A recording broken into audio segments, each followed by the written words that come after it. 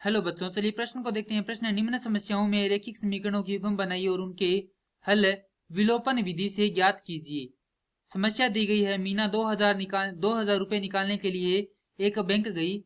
उसने खजांची से 50 रुपए तथा 100 रुपए के नोट देने के लिए कहा। मीना ने कुल 25 नोट प्राप्त किए। ज्ञात कीजिए कि उसने 50 और 100 के कितने नोट प्राप्त किए। प्रश्न को हल करने से पहले जो इसकी मुख्य अवधारणा है उस पर विचार करेंगे। तो इस प्रश्न के लिए जो मुख्य अवधारणा है वह हो जाएगी दो चरों के रैखिक समीकरण।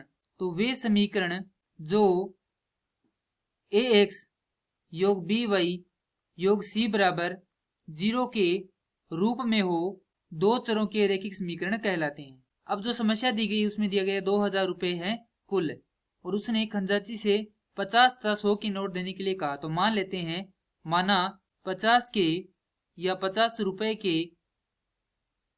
नोटों की संख्या वह हो जाएगी x। इसी प्रकार माना 100 रुपए के नोटों की संख्या उसे मान लेते हैं y। अब यहां पर लिखेंगे प्रश्नानुसार। पहली स्थिति हमें प्राप्त होती है कि उसने 50 रुपए के और 100 रुपए के जितने भी नोट है उन सभी को मिलाकर कितने रुपए निकाले हैं? 2000 रुपए निकाले हैं। तो यह हो जाएगी हमारी समीकरण। इसे हल करेंगे तो प्राप्त होगा x योग 2y बराबर 40, क्योंकि हमने क्या किया, यहाँ पर 50 का भाग लगाया है। यह आ गई हमारे पास समीकरण संख्या 1।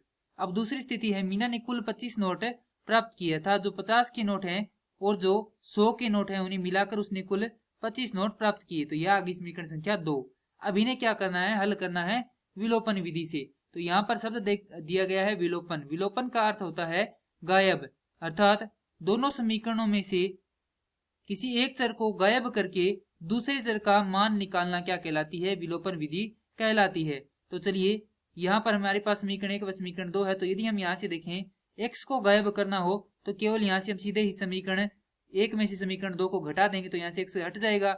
अगर y को गायब करना है तो समीकरण 2 को 2 से गुणा करेंगे, क्योंकि यहाँ पर 2y और यहाँ पर क्या है? y है, तब यहाँ से y हटेगा। तो चलिए, केवल यहाँ पर x को हटाते हैं। तो यहाँ पर लिखेंगे घटाने पर, यहाँ पर लिख लेते हैं विलोपन विधि से दोनों समीकरणों को घटा रहे हैं। तो यहाँ पर चिन्ह क्या होंगे? परिवर्तित होंगे।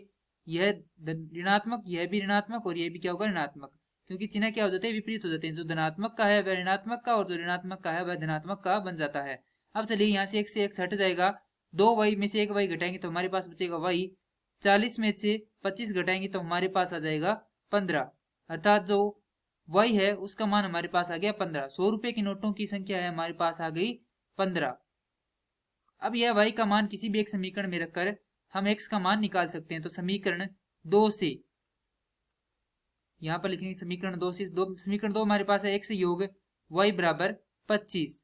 तो यहाँ पर x योग y का मान है 15 बराबर 25। तो x बराबर 25 घटाओ 15, तो हमारे पास x का मान आ जाएगा 10, अर्थात जो 50 रुपए के नोट है वह हमारे पास है 10। तो 50 रुपए के 10 नोटों के अनुसार हमारे पास बनते हैं 500 रुपए, तथा 100 रुपए के 15 नोटों के अनुसार हमारे पास बनते हैं 1500 रुपए। और इन दोनों को जोड़ें तो हमारे पास प्राप्त होंगे 2000 रुपए, जो कि मीना ने बैंक से निकाले हैं। अतः इस प्रश्न के लिए सही उत्तर हो जाएगा कि उसने 50 रुपए के 10 नोट तथा 100 रुपए के 15 नोट प्राप्त किए। मैं आशा करता हूं कि यह प्रश्न आपको समझ में आया होगा। धन्यवाद।